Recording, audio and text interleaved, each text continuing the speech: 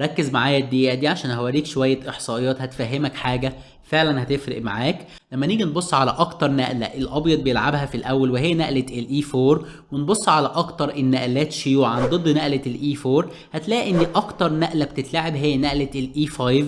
النقلة دي تقريبا ملعوبة 10 مليون مرة. نجح الأسود في 45% من الماتشات إن هو يقدر يفوز. تعالوا نشوف النقلة الأقل شيوعا من نقلة الإي 5 وهي نقلة السي 5 أو الدفاع الصقلي. هنبص هنلاقي إن النقلة دي مش ملعوبة 10 مليون مرة ولكن تقريبا ملعوبة 5 مليون مرة. نجح الأسود إن هو يفوز في 48% من الماتشات، يعني نتائج أفضل من نقلة الإي 5 اللي هي أكتر شيوعا. تعالوا نشوف بقى النقلة الأقل شيوعا من نقلة السي 5 وهي نقلة الإي 6 أو الدفاع الفرنسي.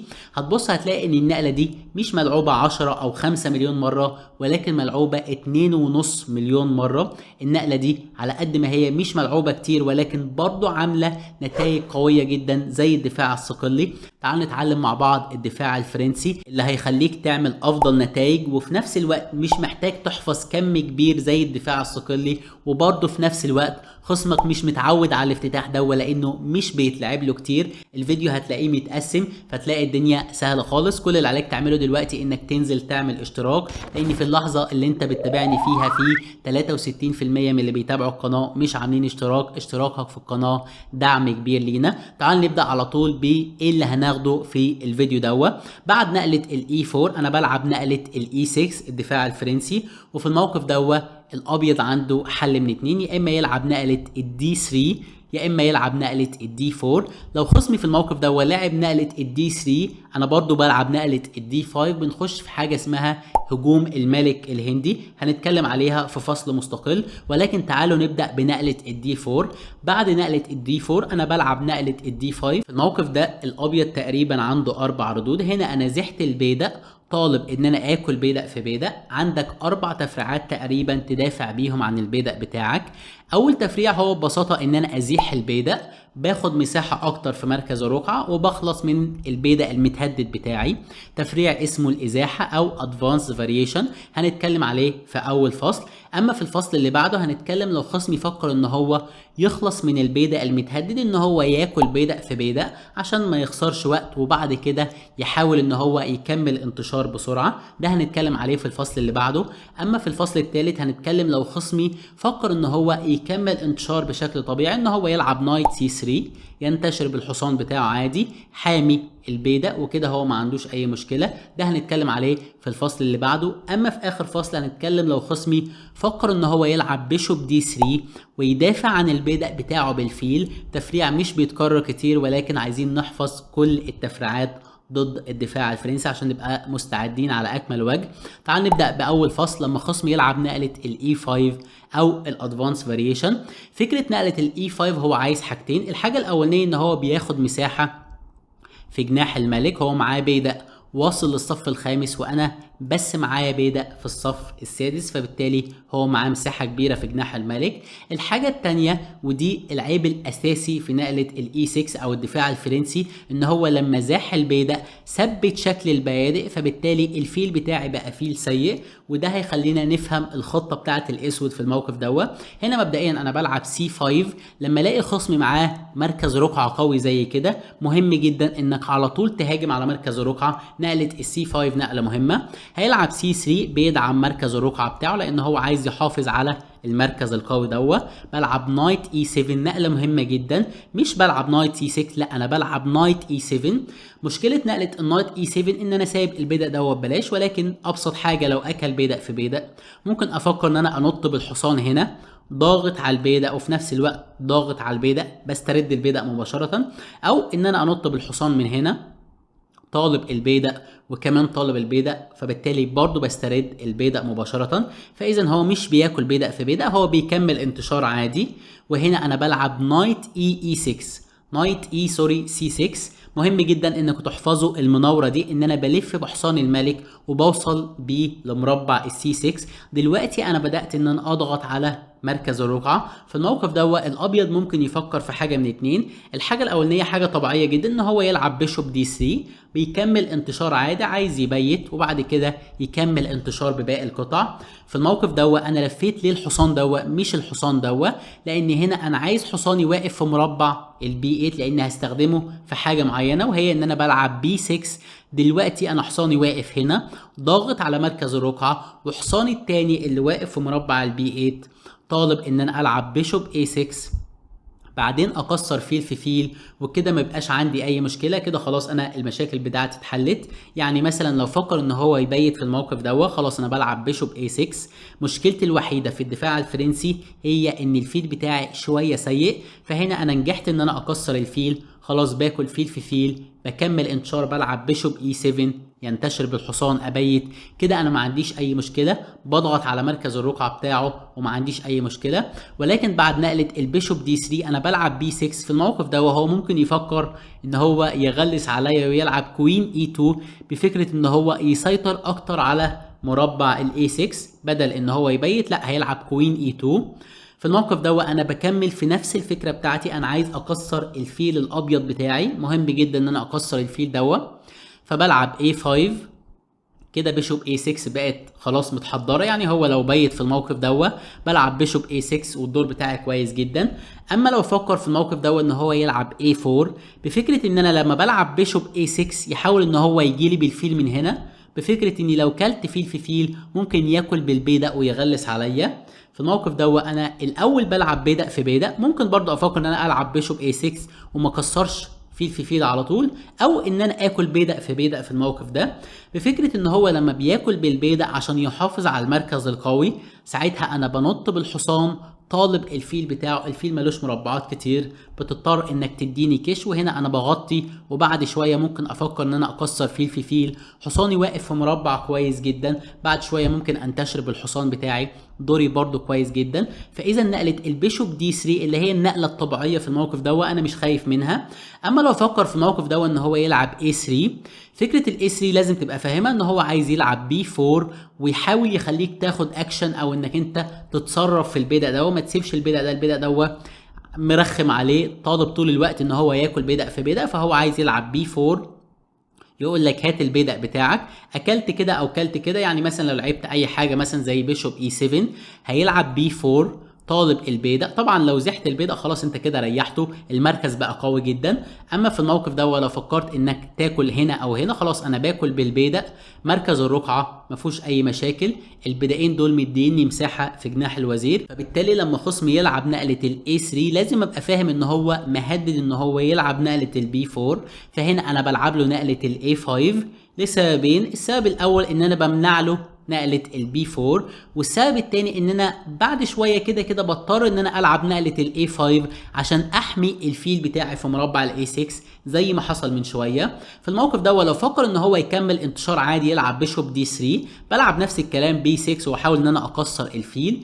هنا في الموقف الابيض عشان يمنع تكسير الفيل، طبعا ميزه الابيض الوحيده في الموقف ان هو انا لسه معايا فيل ضعيف، فهنا الابيض عشان يحاول يلعب على التفوق بيحاول ان هو يمنع تكسير الفيل الابيض. فهنا بيفكر ان هو يلعب A4 بفكره انك لما بتلعب B6 عايز تلعب بيشوب A6، بلعب لك نايت A3 بفكره انك لما بتيجي بالفيل ساعتها بنط بالحصان، وكده انا نجحت ان انا امنع تكسيره الافيال. في الموقف اول ما اشوف ان احنا وصلنا للموقف انا هكمل انتشار عادي الاول، بس هاكل بيدق في بيدق. ليه باكل بيدق في بيدق؟ عشان لما هو زاح البيدق المربع بقى شويه ضعيف، فبالتالي باكل بيدق في بيدق. طبعا لو كلتني بالحصان فانت بتخسر البيدق، انت مضطر انك تاكل بالبيدق، واول ما بتاكل بالبيدق بقى عندك مربع ضعيف في مربع البي 4. بكمل انتشار الاول، بطلع بالفيل وبعدين ببيت، وبعد كده ببدأ بقى افوق للخطة بتاعت القديمة، وهي ان انا عايز اخرج بالفيل واكسر فيل في فيل. ازاي الكلام ده بينجح؟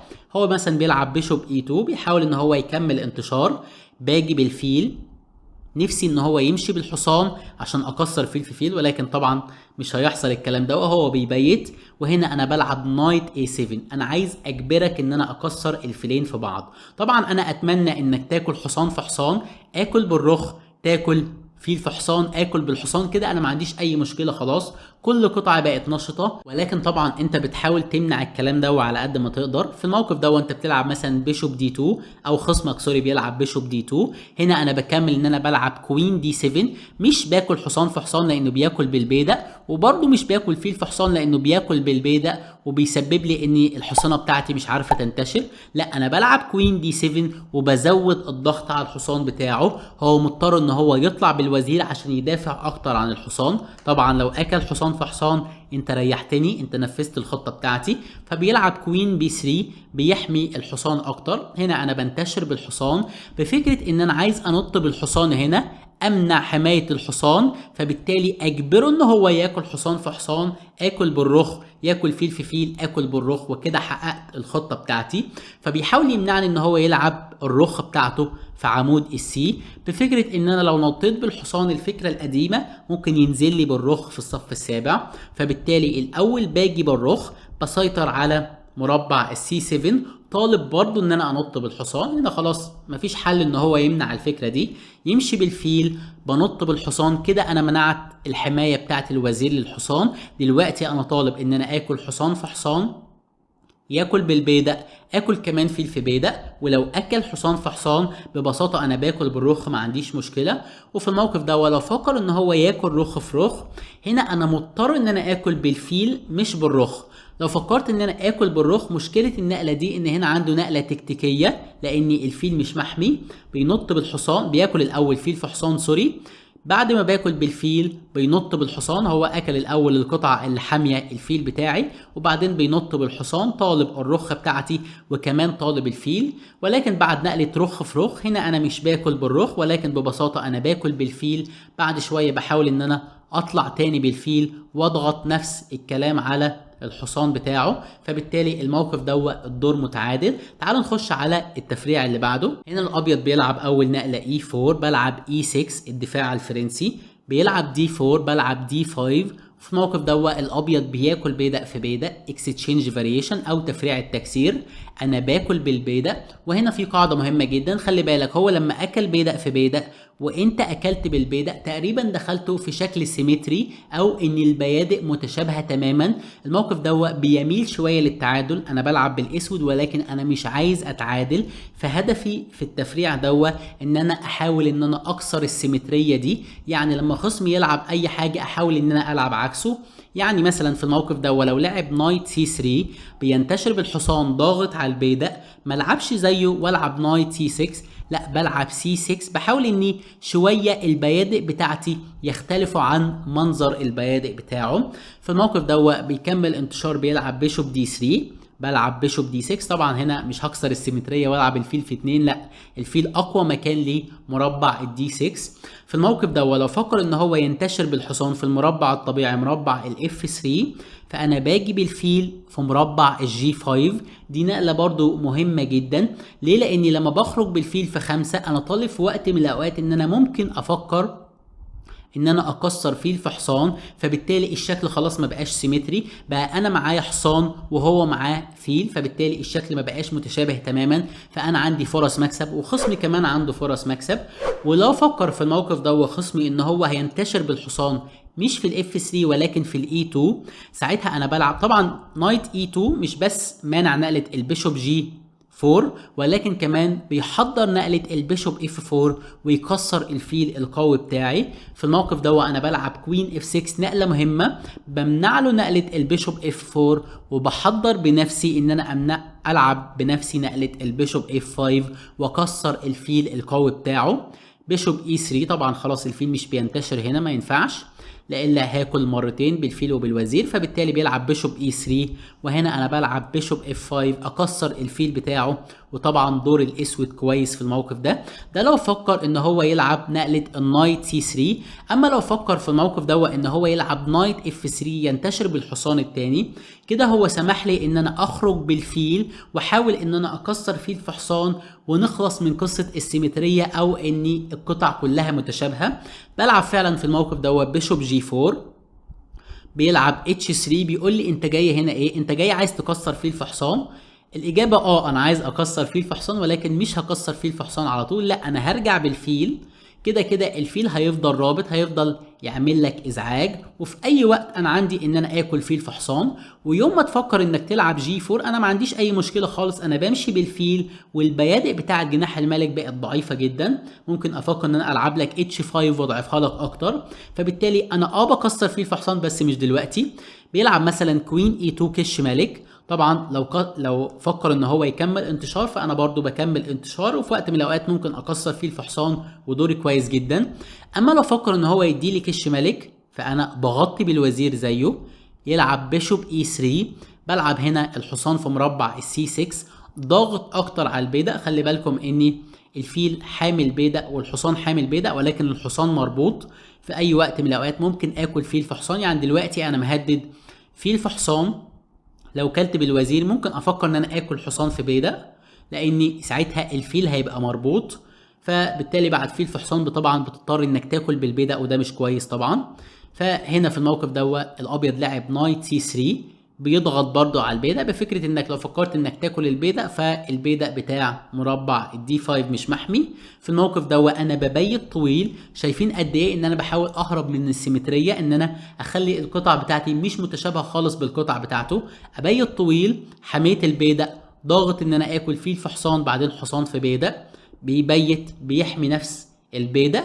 وهنا انا بلعب اف 6، بمنع نطة الحصان بفكرة انك لو لعبت لي جي 4 ممكن فيلي يرجع من هنا او فيلي يرجع من هنا، على الاقل فيلي مش هيتحبس بعد البيشوب جي 6، مش هتنط بالحصان وتحبس الفيل بتاعي، لا فيلي ممكن يهرب.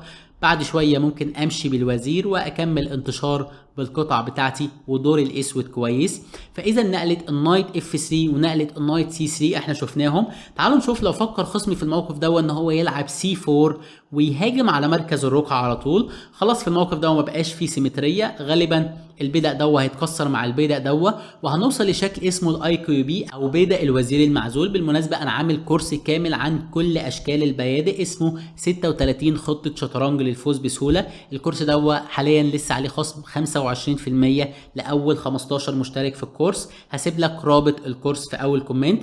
فكرة بيدق الوزير المعزول طبعا لما البيدقين دول يتكسروا مع بعض البيدق ده بيدي مساحة للابيض، فبالتالي الابيض ممكن يبقى عنده فرص هجومية على الملك بتاعي، ولكن في المقابل اول ما بنكسر وزراء او نخش اند جيم بيتبقى في الاخر البيدق ده بيدق معزول، ممكن ان انا اضغط عليه في الاند جيم وان انا اكسبه.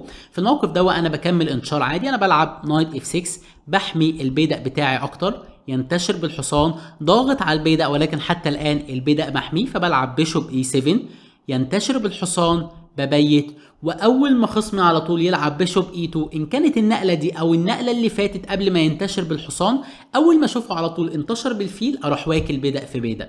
ليه باكل بيدق في بيدق؟ عشان اوصل للشكل اللي انا نفسي فيه، وهو ان يبقى خصمي عنده بيدق ضعيف، بيدق معزول، وفي نفس الوقت بستغل ان هو النقله اللي فاتت انتشر بالفيل، فبالتالي هو مضطر ان هو يضيع نقله تاني بالفيل ويتحرك بالفيل مره تانيه. فاذا ده لو خصمي فكر ان هو يلعب نقله السي 4، لو خصمي فكر في الموقف ده ان هو يكمل انتشار عادي يلعب بيشوب دي 3 ينتشر بالفيل، بنتشر بالحصان ضاغط على البيدق. هنا طبعا انا مش بلعب سي 6 لانه هيلعب زي سي 3 هيبقى المنظر سيمتري، ولكن انا بنتشر بالحصان ضاغط على البيدق، بيضطر هنا هو ان هو اللي يلعب سي 3.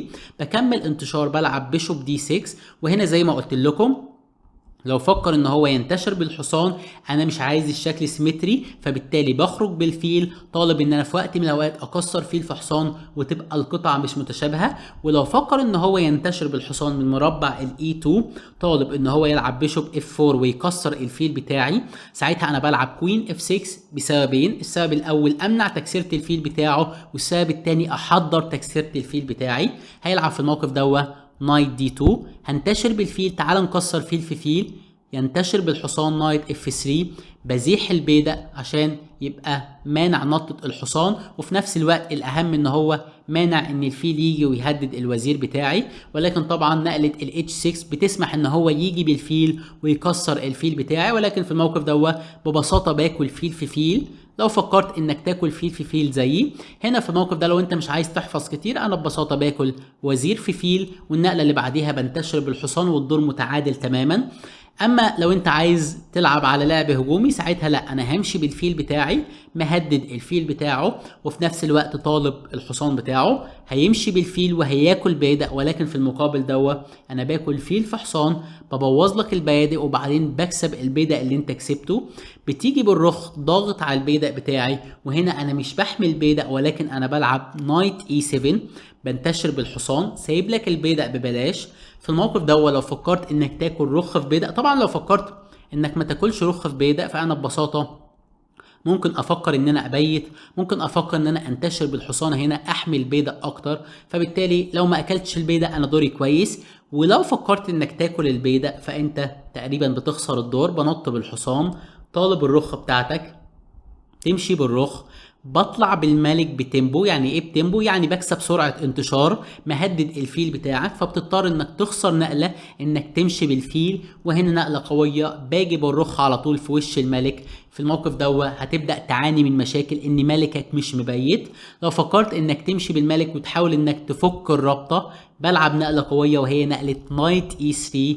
هات الوزير بتاعك، تاكل بالبيدق، باكل بالوزير، تمشي بالملك، وزير في حصان، وفي الموقف تقريبا انا بكسب الدور. تعال نخش على التفريع اللي بعده. هنا الابيض بيلعب اول نقله اي 4، بلعب اي 6 الدفاع الفرنسي، بيلعب دي 4، وهنا انا بلعب دي 5 طالب البيدق بتاعه اللي في مربع الاي 4. في الموقف الابيض بيفضل ان هو ينتشر بالحصان، ينتشر انتشار طبيعي وفي نفس الوقت بيدافع عن البيدق. في الموقف اسهل تفريع بالاسود يضمن لك على الاقل موقف متعادل، هو ان انا اكل بيدق في بيدق. مبدئيا انا كسبت بيدق.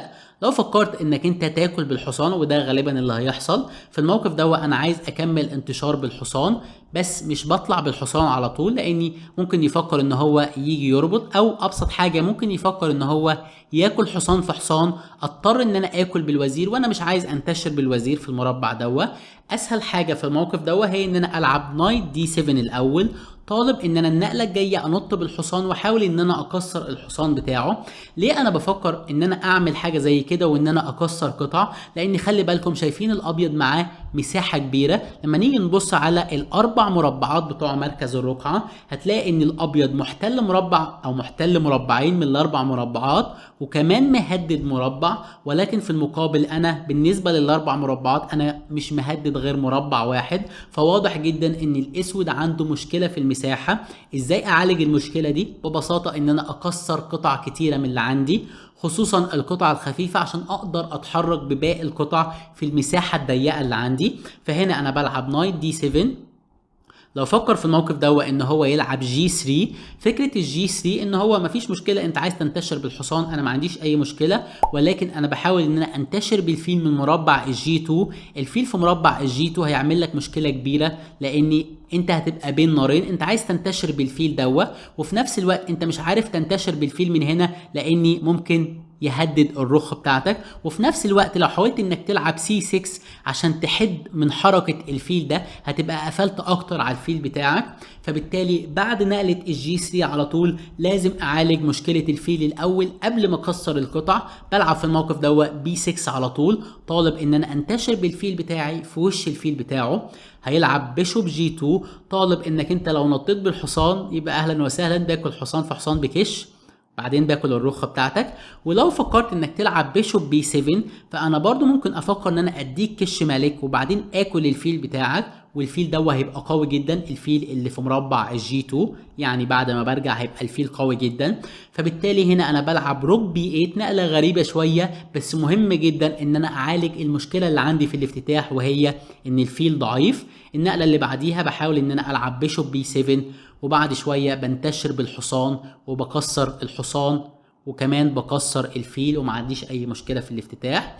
فاذا بعد نقله النايت دي 7 جي 3 انا بحلها بسرعه ان انا بلعب بي 6. اما في الموقف لو فكر ان هو يلعب نايت اف 3 ينتشر عادي جدا بالحصان، ساعتها انا بلعب نايت جي اف 6، بنتشر بالحصان، بقول له تعالى نكسر حصان في حصان. وهنا تعالوا نبص على الموقف مهم جدا زي ما قلت لكم انك تحاول تكسر قطع لانك عندك مشكله في المساحه. والحاجه الثانيه اللي مهم انك تعملها وهي ان انا احاول اخلص من مركز الرقعه القوي بتاع الابيض. الموقف الابيض معاه مركز قوي ومعاه مساحه، فمهم جدا ان انا العب نقله السي 5 في وقت من الاوقات واحاول ان انا اهاجم على المركز بتاعه. يعني مثلا في الموقف لو فكر هنا الابيض ان هو يلعب بيشوب دي 3 ينتشر بالفيل بتاعه يحمي الحصان. في الموقف على طول بلعب نقلة السي 5 وهاجم على مركز الرقعة. طبعا اكلت بيدق في بيدق، ببساطة باكل بالحصان، ضاغط على الفيل بتاعك، ضاغط على الحصان بتاعك، كلت حصان في حصان، باكل بالفيل، ما عنديش اي مشكله. فاذا مهم جدا يبقى في دماغك انك تلعب نقله السي 5. لو فكر في الموقف الابيض ان هو ما يلعبش بيشوب دي 3 ولكن يلعب نايت جي 3 يهرب بالحصان بتاعه. زي ما قلت لكم الاسود عايز يكسر قطع ولكن الابيض مش عايز يكسر قطع، لان الابيض معاه مساحه، فبالتالي عايز يحافظ على قطع اكتر ان هي تغطي له المساحه الكبيره اللي عنده.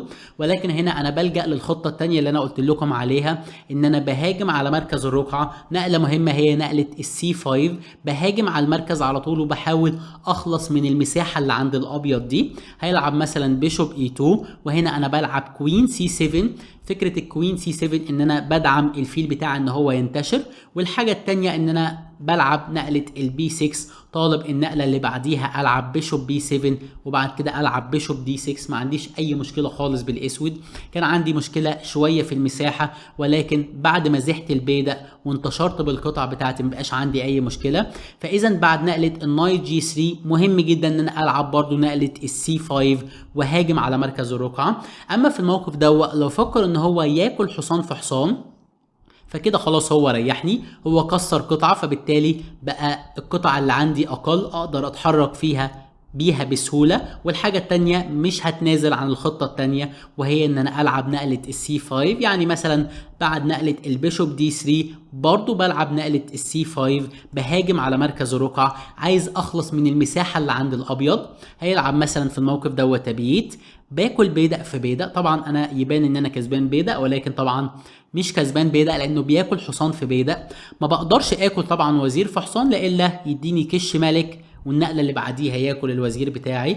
ولكن في الموقف بهدد الحصان متهدد بقطعه ويعتبر محمي بقطعه، فبلعب بيشوب سي 5، بنتشر بالفيل، بطرد الحصان من مركز الرقعه. دلوقتي انا طالب فيل في حصان، الكش مش هتفيدك في حاجه لاني ببساطه ممكن امشي بالملك والفيل بتاعي محمي وكده انا كسبان قطعه. فبالتالي دلوقتي انا طالب الحصان، طردت حصانك من مركز الرقعة وهنا انا بمشي بالفيل مهاجم على الملك. تلعب مثلا كوين اف 3 تنتشر بالوزير بتاعك، طالب انك تيجي بالفيل وتكسر الفيل بتاعي. ساعتها انا بلعب لك كوين سي 7 بنفس الافكار القديمة، مش عايز امنعك عايز امنعك انك تكسر الفيل اللي في الدي 6 وفي نفس الوقت انا كمان طالب البيدق اللي في مربع ال H2.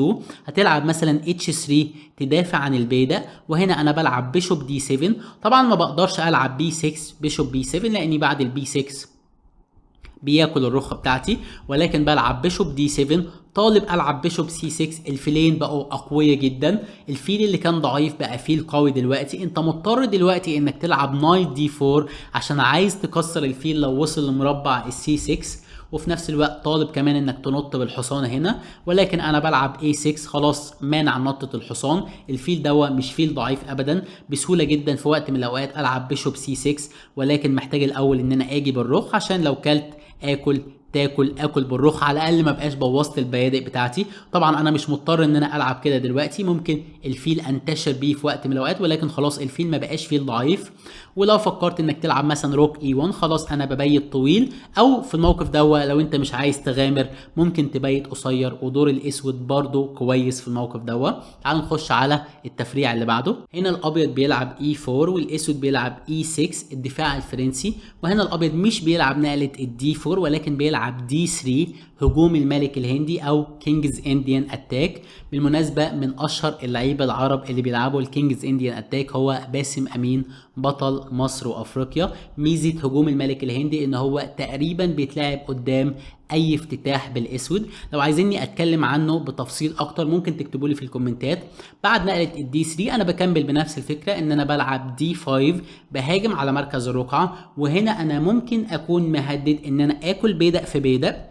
لو كلتني بالبيدق وطبعا لازم تاكلني والا تبقى خسران بيدق، ساعتها باكل وزير في وزير تاكل بالملك، وكده انا حرمتك من التبييت، مش بتعرف تبيت خلاص انت ملكك اتحرك مش هينفع تبيت. وبعد شويه ممكن العب E5 كده انا ثبت البيادق في مركز الرقعه. فيلي بيقدر ان هو ينتشر مفيش اي مشكله، وفيلي التاني بينتشر، حصاني بينتشر، فبالتالي الدور دوا على الاقل دوري مش وحش، دوري متعادل.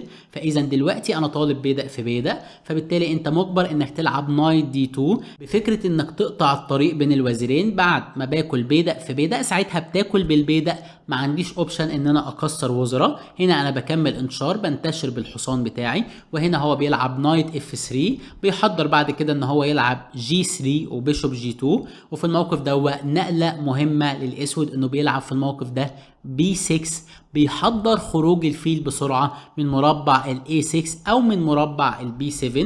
في الموقف ده بيفكر الابيض ان هو يكمل في الخطه بتاعته ويلعب جي 3، عايز ينتشر بالفيل من مربع الجي 2.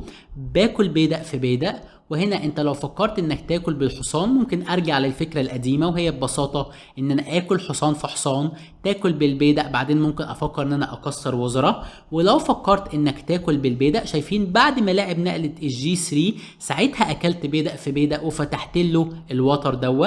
مش بس فتحت له ولكن فتحت لنفسي. ليه فتحت لنفسي؟ لان هو لو فكر ان هو يرجع للفكره القديمه انه يلعب بيشوب جي 2، ساعتها ممكن العب له بيشوب اي 6 وامنعه من التبييت. مش بيعرف يبيت لاني هيبقى المربع ده ممسوك زي ما هنشوف بعد شويه. في الموقف ده انا بلعب بيشوب سي 5، بنتشر بالفيل بتاعي.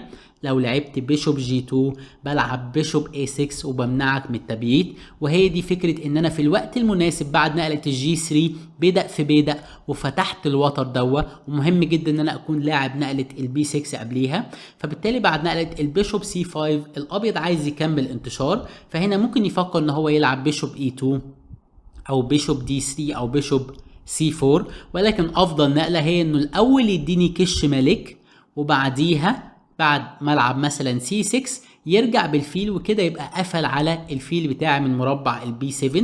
ولو فكرت في الموقف ده ان انا العب بيشوب دي 7 برضو النقله دي مش هتفيدني، لانه بيرجع بالفيل وفيلي ما بيقدرش يخرج من هنا. فبالتالي نقله الكش دي نقله مفيده. انا بلعب سي 6 بيرجع بالفيل، وهنا انا بلعب نقله مهمه برضو لازم تبقى حافظها، وهي نقله الاي 5. ازيح البيضة على طول في مركز الرقعه. انت قفلت على الفيل بتاعي من وتر البي 7، ولكن في المقابل انا بفتح له الوتر الاصلي بتاعه اللي هو C8H3. زحت البيدق، ولكن طبعا المشكله الوحيده ان البيدق ده ببلاش. ولكن لو فكر ان هو ياكل حصان في بيدق، فانا بنط بالوزير او بمشي بالوزير، هات حصانك وهات كشمات وبكسب الدور. فبالتالي بعد نقله الاي 5 ما يقدرش ياكل حصان في بيدق. ولو فكر في الموقف ده الابيض ان هو يزود ضغط على البيدق ده، ان هو يلعب مثلا نقله نايت سي 4 ويضغط اكتر على البيدق، البيدق متهدد بقطعتين ومش محمي بولا قطعه، ساعتها انا بلعب نايت بي دي 7، بنط بالحصان بحمي البيدق بتاعي. طبعا حصان في بيدق مش موجوده لاني باكل حصان في حصان، تاكل بالحصان وبعدين بنوصل لنفس التفريع هو كوين دي 4، هات الحصان وهات الكشمات، فبالتالي بكسب الدور. فاذا حتى الان البيدق بتاعي محمي. لو فكر هنا ان هو يلعب كوين اي 2 بفكره ان هو كده هو حمل مات، فبالتالي هو ضاغط على البيدق، ساعتها في الموقف ده ببيت برضه بسيب له البيدق ببلاش.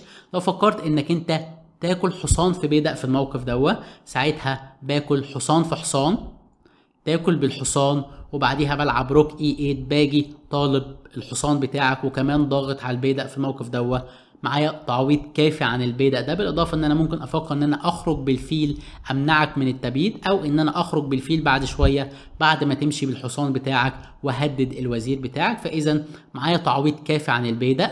ولو فكر في الموقف ده الابيض ان هو يبيت ما ياكلش حصان في بيدق، ساعتها بلعب كوين سي 7 حامي البيدق بتاعي. وهنا في الموقف ده انا ما عنديش اي مشكله، باجي بالرخ بدعم اكتر البيدق، وبعد شويه بمشي الحصان من التهديد على البيدق ده. بعد كده بفكر ان انا الف الحصان بتاعي لمربع تاني، بخرج بالفيل بتاعي من هنا او من هنا، فبالتالي ما عنديش اي مشكله والموقف متعادل. تعال نخش على التفريع اللي بعده. هنا الابيض بيلعب اول نقله اي 4، بلعب E6 الدفاع الفرنسي، وهنا بيلعب D4 النقله القديمه اللي احنا شفناها قبل كده. في الموقف ده انا بلعب D5. شفنا كل النقلات اللي ممكن يفكر فيها الابيض، ان هو يزيح البيدق او ان هو ينط بالحصان او ان هو ياكل بيدق في بيدق. تعالوا نشوف النقله الرابعه اللي انا قلت لكم عليها، وهي نقله البيشوب D3 ينتشر بالفيل بتاعه ويحمي البيدق.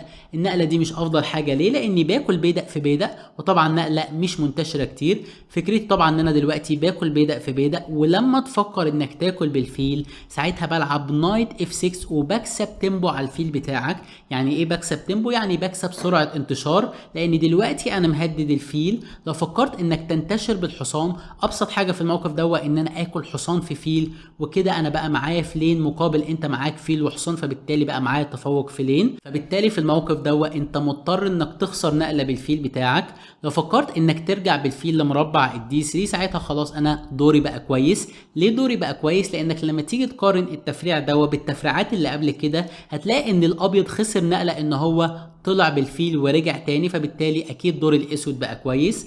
ولو فكرت انك ترجع بالفيل من مربع الاف 3، وهي دي الفكره الاساسيه من نقله البيشوب دي 3، ان هو عايز ياكل فيل في بيدق، ولما تكسب عليه تيمبو ساعتها مش بيرجع بالفيل مكانه، ولكن بيرجع بالفيل لمربع الاف 3 ويغلس شويه على الفيل بتاعك، لان الفيل واقف هنا طالب البيدق اللي في البي 7، مش عارف تنتشر بالفيل بتاعك والا بياكل فيل في بيدق، مش عارف تلعب بي 6 وتنتشر بالفيل من هنا والا بياكل الرخه بتاعتك، مش عارف تلعب سي 6 عشان تحد شويه من حركه الفيل لانك ساعتها هتبقى قفلت على الفيل بتاعك. ولكن في الموقف ده انا بهاجم على طول على مركز الرقعه وبلعب سي 5 ضاغط على البيدق اللي في مركز الرقعه على طول. بيلعب نايت اي 2 بيدافع عن البيدق، نايت سي 6 ضاغط اكتر على البيدق. ولو فكر هنا ان هو يلعب بيشوب اي سي عشان يدافع اكتر على البيدق، ساعتها ببساطه بيدق في بيدق تاكل بالحصان، وبعدين بلعب نايت اي 5 نقله قويه طالب الفيل بتاعك. للاسف الفيل ملوش اي مربعات في الوتر